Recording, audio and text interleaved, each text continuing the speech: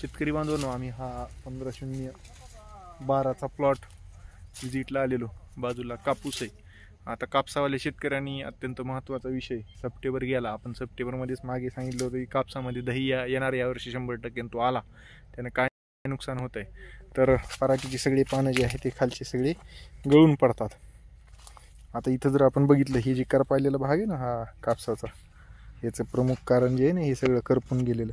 ह्याच्या दोन गोष्टी आहेत बरं का. अल्टरनारी आपण आलेला आहे, लाल्या पण आलेला आहे. हा लाल्या, हा जो आहे तो हा लाल्या कडनं चालू झाला आणि अल्टरनारिया पण आहे. लाल्या इथं त्याचं जास्त आउटब्रेक दिसतोय आपल्याला. पण मेजर जे काही नुकसान जास्त जर काही होणार असेल, लवकर पानं करपून जे काही पडणार आहे, त्याचं प्रमुख कारण म्हणजे कापसामध्ये दहिया रोग. दहिया रोग कसा दिसतो मी दाखवतो थोडंसं जवळून. काय होतंय, ही जर व्यवस्थित स्पॉट आपण बघितले ना हे, तर हे सगळे दह्यासारखे टिपके टिपके टिपके पडतात. आणि ही ग्रेमिडूसारखी ही जी आहे ती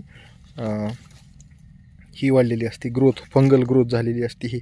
ही दोन्हीकडून दिसते. जशी ही वर पावडर दिसायली फंगसची, तर ती खालून पण आपल्याला पानांचे जे आहे ते मोठ्या प्रमाणामध्ये अशा पद्धतीनं दिसते. ही सगळे डिपॉझिट झाले त्याचे हे बुरशीचे स्पॉट्स आहेत.